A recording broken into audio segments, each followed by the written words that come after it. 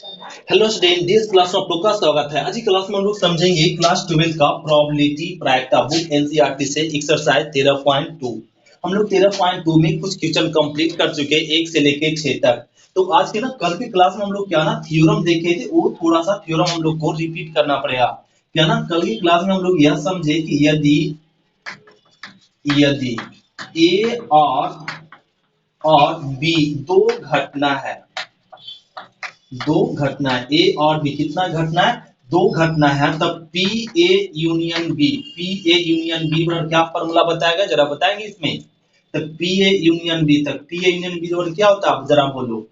P A होता है और प्लस में पी बी और माइनस में पी ए इंटरसेक्शन बी, ये फॉर्मूला होता है नहीं। और एक और हम लोग को समझे थे, पी ए इंटरसेक्शन बी क्या, पी ए प्लस में पी बी और माइनस में पी ए यूनियन बी ए। अगर यही चीज आपका यहाँ पे कर दिया जाए, यदि ए और बी दो अलग अलग घटना हो, अलग अलग घटना या घटना हो, या इसी को बोलते हैं अपवर्जी, परस्पर अपवर्जी। क्या बोलते हैं इसको, परस्पर अपवर्जी हम लोग बोलते हैं, परस्पर अपवर्जी वर्जी घटना। तो ये परस्पर अपवर्जी घटना बोलिए या अलग अलग घटना। जब ए और बी दो परस्पर अपवर्जी घटना है तो पी ए इंटरसेक्शन बी बराबर क्या होता है ना, जीरो। और पी ए यूनियन बी बराबर होता है पी ए और प्लस में पी बी, और ये होता है। और कल की क्लास में ये भी हम लोग समझे क्या ना, कि यदि ए और बी दो स्वतंत्र घटना है, कैसा घटना, स्वतंत्र घटना है, तब क्या फॉर्मूला पढ़े, पी ए इंटरसेक्शन बी बराबर P A into P B. ये हम लोग देखे नहीं, पी ए इंटरसेक्शन बी बराबर P A into P B. और एक कंडीशनल प्रोबेबिलिटी में पढ़े पर पी ए अकर बी, क्या फॉर्मूला हुआ था, the probability of A intersection B बटा में पी बी, एक होता है कंडीशनल प्रोबेबिलिटी। तो अब देखो ना, एक्सरसाइज का क्वेश्चन नंबर 13.2 का क्वेश्चन नंबर 7 से। तो क्वेश्चन नंबर 7 में क्या करना, ध्यान देंगे। तो क्वेश्चन नंबर हम लोग समझेंगे 7। तो क्वेश्चन नंबर 7 में ध्यान दो, करो ना, ए और बी ऐसी घटनाएं दी गई है जहां पी ए बराबर गिवन है 1/2, पी ए यूनियन बी बराबर गिवन है 3/5, तथा पी बी बराबर दिया हुआ है पी। तो पी का मान ज्ञात कीजिए, कब, जब यहाँ पे करा यदि घटनाएं क्या परस्पर अपवर्ती। तभी अभी हम लोग थ्योरम समझे कि यदि ए और बी दो परस्पर अपवर्ती घटनाएं हैं तो पी ए यूनियन बी और क्या होता है, P A plus P B. तो ए फॉर्मूला यूज कर दीजिए, पी ए यूनियन बी बराबर क्या, पी ए प्लस में पी बी। कब, जब परस्पर अपवर्ती है, तब ये बोल सकते परस्पर अपवर्ती है। एक फॉर्मूला था, पी ए यूनियन बी का मान रख दीजिए कितना, 3/5 बराबर पी ए का मान दिया हुआ 1/2, पी बी का मान दिया हुआ है यहाँ पे पी ए। अब इसको इधर ले आओ, 3/5 minus 1/2 equal to P.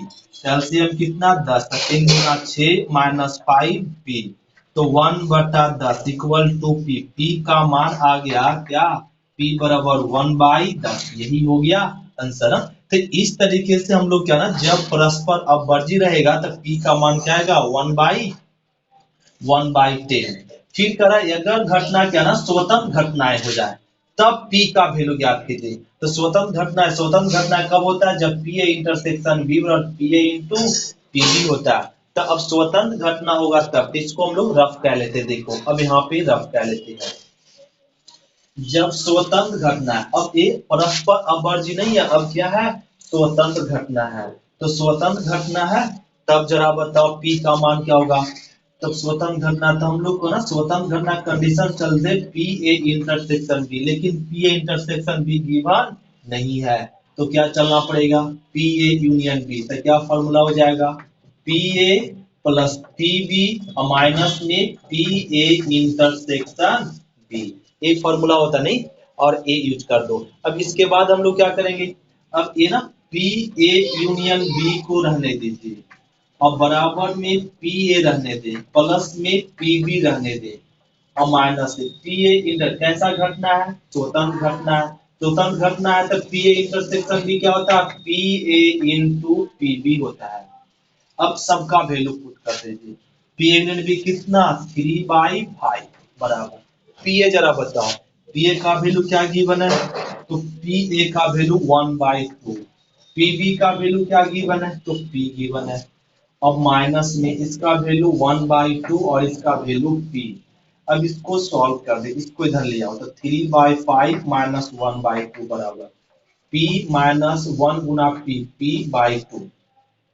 LCM लीजिए 10, तो ये आ जाएगा 6 माइनस 5 बराबर एलसीएम 2, तो 2p माइनस p, ये आ जाएगा 1/10 equal to p by 2, cut कर दीजिए 5, तो 5, तो 1/5 बराबर में p, तो p का वैल्यू क्या आ गया 1/5। कब, जब आपका a और b स्वतंत्र घटना रहेगा तो p का वैल्यू क्या आएगा 1/5, जब परस्पर अपवर्जी होगा तो p का वैल्यू क्या होगा 1/10। ये हो गया क्वेश्चन नंबर 7, इसको नोट करते हैं।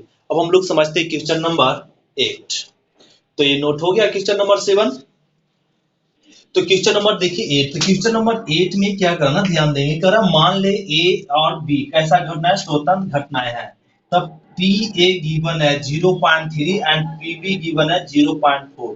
तब करा पी ए इंटरसेक्शन बी ज्ञात कीजिए, तो पी ए इंटरसेक्शन बी, तो इसका करा वैल्यू क्या था, पी ए इंटरसेक्शन बी का फॉर्मूला क्या होता है, पी ए इंटू में पी बी। कब, जब स्वतंत्र घटना रहता है तब। तब पी ए का मान दिया हुआ 0.3 इंटू पी बी का मान दिया हुआ 0.4, गुना कर दो तो 4 तिया 12, तो ये आ जाएगा 0.12। ये हो गया आंसर कब, A P A intersection B का। अब देखिए पी ए यूनियन बी करा ज्ञात करने के लिए, तो पी ए यूनियन बी, तो पी ए यूनियन बी का फॉर्मूला क्या हो जाएगा, P A plus P B minus में पी ए इंटरसेक्शन बी, ये फॉर्मूला होता है। और अब देखो पी ए का मान गिवन है क्या ना 0.3 रहने दीजिए, पीबी का मान गिवन है 0.4 minus P A intersection B का वैल्यू गिवन है क्या 0.12। अब इसको सॉल्व कर दो तो 0.7 और माइनस में 0. क्या आ गया 12। अब इसको सब्ट्रैक्ट कर दीजिए, नहीं इसको सब्ट्रैक्ट करेंगे तो क्या आएगा 8 और यहाँ पे 6 में बन गया तो 5, तो ये आ गया 0.58, ये हो गया आंसर ना। अब क्या कहा जा रहा है ज्ञात करने के लिए कि थर्ड में पी ए अकर बी क्या फाइंड करना, पी अकर बी, तो पी अकर बी का फॉर्मूला जानते हैं क्या, हम लोग को फॉर्मूला बताया गया था probability of A intersection B बटा में पी बी है। पीछे वाला जितना हम लोग क्लास लिए हैं वो सभी क्लास पूरा रिपीट कीजिए ना, खुद से एक बार रिपीट करने के बाद नेक्स्ट चैप्टर रिपीट करें चलेंगे, तब आप लोग ना क्लियर होगा ना और अपने आप बनने लगेगा ना हिसाब। देखो पी ए इंटरसेक्शन बी, तो पी ए इंटरसेक्शन बी का ना वैल्यू दिया हुआ यहाँ फाइंड कर चुके हैं 0.12, पी बी गिवन है पी बी 0.4। अब इसको सॉल्व कर लीजिए तो ये क्या आ जाएगा 12/40, नहीं पॉइंट को हटाएंगे तो अब एक कट जाएगा 4 तिया 12 और 10 चौका 40 और ये आ जाएगा 3/10, इसको लिख सकते हैं 0.3, ये हो गया आंसर ना पी अकर बी। अब करा पी बी अकर फाइंड करने के लिए, तो ये हम लोग खुद से फाइंड करते हैं पी बी अकर ए, तो पी बी अकर ए का फॉर्मूला क्या हो जाएगा पी ए इंटरसेक्शन बी बटा में पी ए फॉर्मूला हो जाएगा। तब पी ए अगर intersection B, P A intersection B का वैल्यू क्या ना 0.12, पी ए क्या गिवन है 0.3 पॉइंट तोड़ो तो 12/30। अब ये आ जाएगा 4 तिया 12 10 30 और भी करेगा यहाँ पे 6 दूनी 12 6 5 30, ये आ गया तो आंसर हो जाएगा 2/5, ये हो गया आंसर ना। तो इस तरीके से क्वेश्चन नंबर 8 हम लोग क्या ना कंप्लीट कर ले, इसको हम लोग नोट करते, अब हम लोग समझते हैं क्वेश्चन नंबर 10 9। तो ये नोट हो गया क्वेश्चन नंबर 8, अब समझते हैं 9। तो क्वेश्चन नंबर देखिए 9, तो क्वेश्चन नंबर 9 में करा दी गई घटनाएं ए और बी ऐसी है जहां पी ए बराबर 1/4, पी बी बराबर 1/2, पी ए इंटरसेक्शन बी 1/8 दिया हुआ। तब करा ए नहीं और बी नहीं ज्ञात कीजिए। ए नहीं मतलब ए डैश और मतलब होता है इंटरसेक्शन, बी नहीं मतलब डैश। ये हम लोग को ना एक फॉर्मूला याद रखना पड़ेगा। पी ए मतलब ए की घटित होने की प्रॉपर्टी, ए डैश मतलब ए के नहीं घटित होने की प्रॉपर्टी होता है। तो कोई भी फॉर्मूला होता है प्रोबेबिलिटी का ना, probability P A plus P A dash बराबर होता है 1। मतलब ए के घटित होने की प्रॉपर्टी और ए के नहीं घटित होने की प्रॉपर्टी कितना होता है 1। इसको लिख सकते पी ए बराबर क्या 1 माइनस पी ए डैश, लिख सकते एस लिख सकते इसको। और पी ए बराबर 1 माइनस पी ए डैश, और लिख सकते पी ए डैश बराबर बी, इसको इधर ले जाओ तो 1 माइनस पी ए लिख सकते नहीं, ये हम लोग को ध्यान रखना पड़ेगा। चलो ये ठीक है। अब ना इस पिक्चर को बनाने के लिए हम लोग को फॉर्मूला याद रखना पड़ेगा, De Morgan rule. D Morgan rule. अब ये डी मॉर्गन रूल क्या होता है वो समझो। तो ये ना डी मॉर्गन रूल हम लोग को 11th में पढ़ना था सेट कंसेप्ट में। जब सेट थ्योरम जब बता रहे थे उसमें हम लोग जब पढ़े होंगे क्या ना, डी मॉर्गन रूल क्या होता है, A union A dash inter union B dash है, ये होता है ए इंटरसेक्शन बी के होल डैश हो जाता है। फिर अगर A dash intersection B dash है ना, इसका बराबर होता है ए यूनियन बी के होल डैश, ए होता है। तो इसको सॉल्व करने के लिए इसका करा व्हाट, इसको फाइंड करने के लिए हम लोग को क्या यूज करना पड़ेगा, डी मॉर्गन रूल। तो P A dash intersection B dash बराबर हो जाएगा पी ए यूनियन बी के होल डैश। अब इस पूरा को ना मतलब हम लोग को हल करने के लिए इसको समझ ले ए, तो पी ए डैश क्या हो जाएगा 1 minus P A union B, यह हो जाएगा। अब ए 1 को रहने दीजिए, P A union B find करने के लिए अब फॉर्मूला यूज कर दो। फॉर्मूला जानते हैं पी ए प्लस में पी बी और माइनस में पी ए इंटरसेक्शन बी, ये फॉर्मूला होता है। अब ये होता है और 1 माइनस अब पी ए का मान लिख दीजिए, पी ए का मान क्या ना 1/4 प्लस पी बी का मान रख दो 1/2 और minus P A intersection B क्या 1/8। अब इसको सॉल्व कीजिए, 1 माइनस है एलसीएम कितना 8, ये आ जाएगा यहाँ पे 2 प्लस में 4 माइनस 1। अब इसको ना जरा सॉल्व कर ले, यहाँ सॉल्व कर लेते हैं।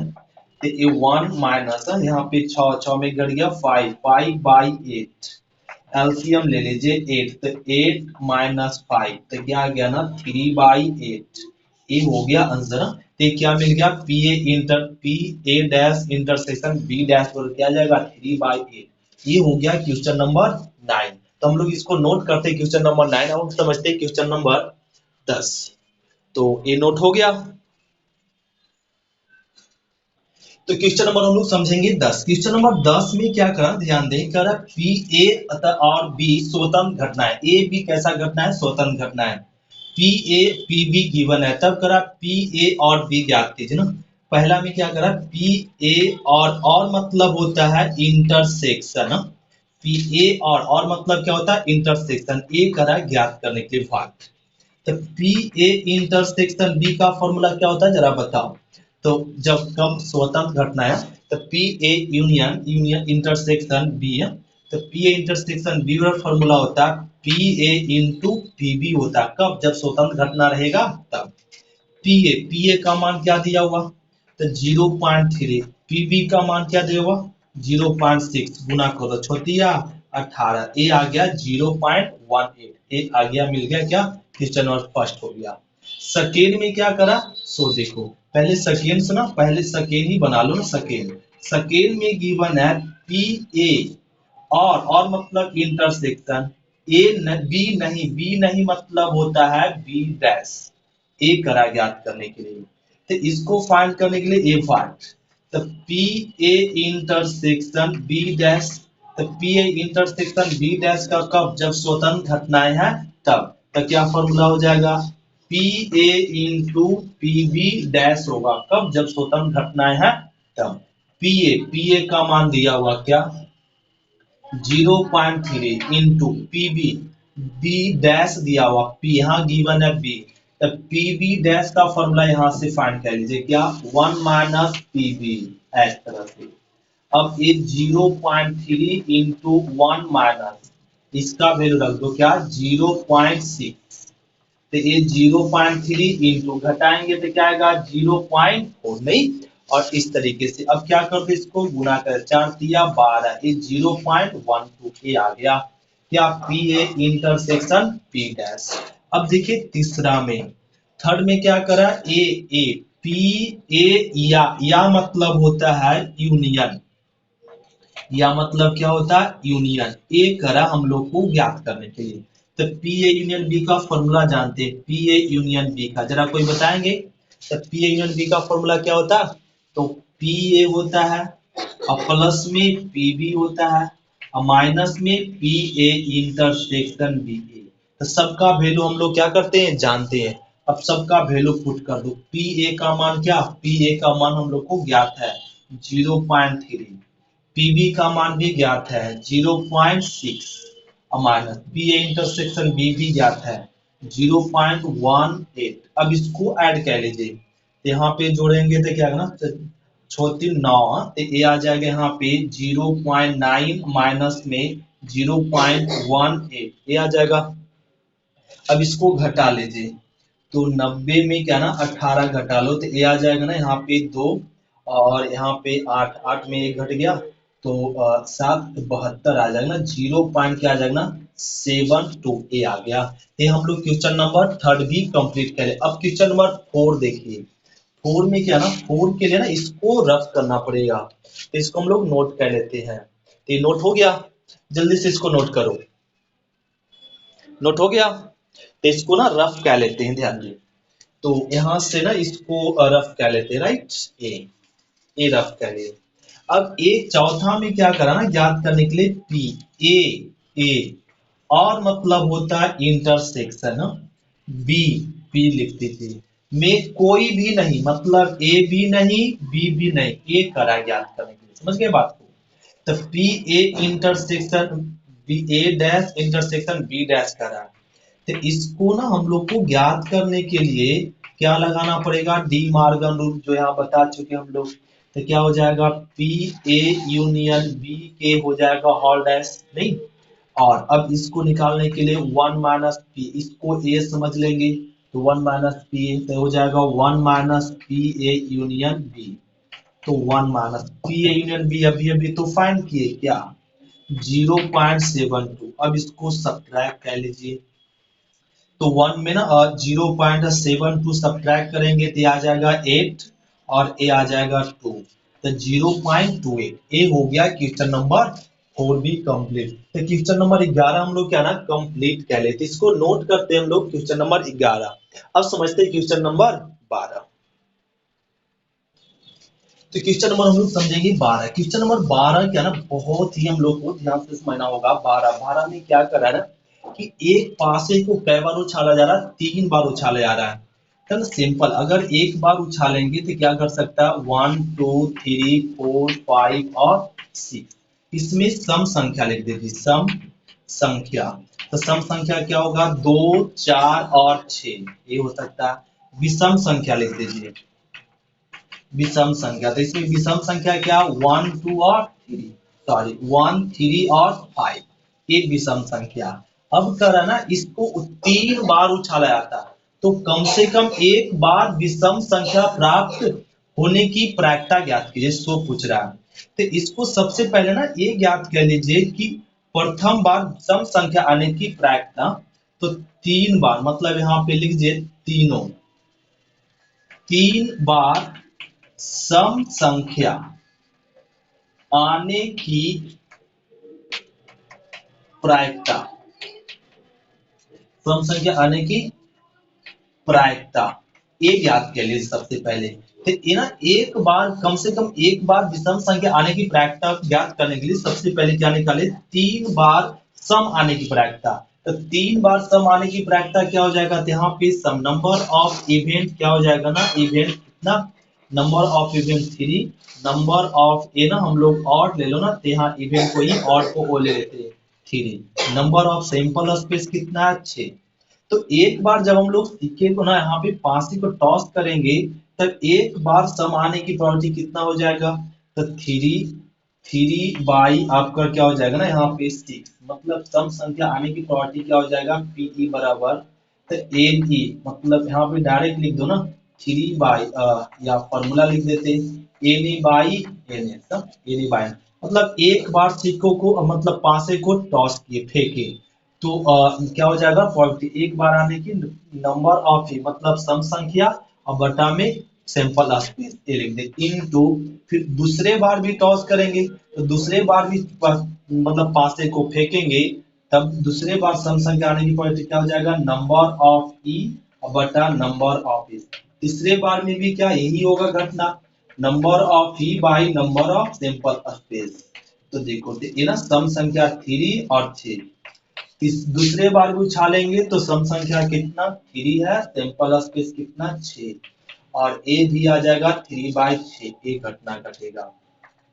तो 1/2 1/2 1/2 तो क्या आ गया 1/8। तो ये सम तीनों बार सम आने की प्रायिकता क्या हो गया 1/8। अब लिख दीजिए कम से कम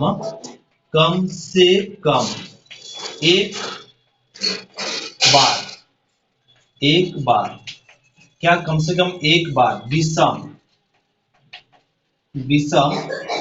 संख्या प्राप्त होने की प्रायिकता क्या हो जाएगा 1 में क्या ना सभी तीनों बार सम आने की प्रायिकता और माइनस हो जाएगा 1 माइनस तीनों बार सम आने की प्रायिकता, तो 1/8। अब इसको घटा लीजिए एलसीएम 8, तो 8 माइनस 1 इसको घटा लिए तो क्या गया 7/8, यही हो गया आंसर ना। तो कम से कम एक बार विषम सम आने की प्रायिकता क्या हो जाएगा 7/8। तो कम से कम एक बार विषम आने की प्रायिकता ज्ञात करने के लिए पहले क्या निकालना पड़ा तीनों बार सम आने की प्रायिकता। तो तीनों बार सम आने की प्रायिकता क्या ना हम लोग समझ गए 1/8 आया। तब हम लोग निकालें कम से कम एक बार विषम आने की प्रायिकता क्या हो जाएगा 1 माइनस 1/8, पूरा तीनों को समाने की प्रायिकता को घटा लेते क्या गया 7/8। ये हो गया क्वेश्चन नंबर 12, इसको नोट करते हैं। ये क्वेश्चन नंबर 12। अब समझते हैं क्वेश्चन नंबर 13।